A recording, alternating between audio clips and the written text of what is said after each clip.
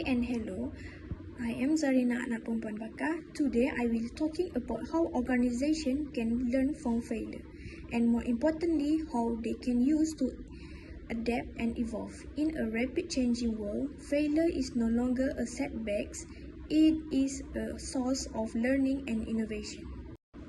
Why failure matters?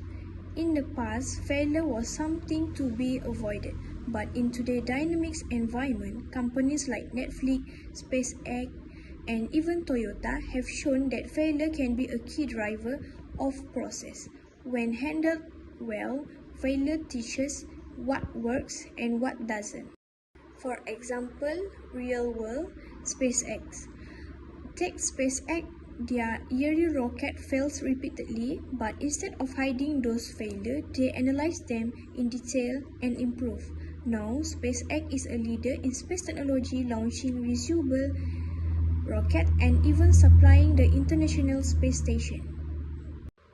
Common barriers to learning from failure.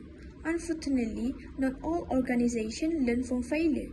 Barriers like fear of blames, weak communication, or lack of psychological safety stop teams from reflecting and improving. Organizational learning in action, Airbnb. Airbnb struggled in its early days. Few bookings, low funding, but instead of giving up, the founders learned from user feedback and rebrand. Their willingness to adapt turned failure into global success. So, how can companies turn failure into a win? First, create a culture where it's safe to admit mistakes. Next, review what went wrong and why. Then, apply those lessons quickly. Finally, test ideas on a small scale before scaling up.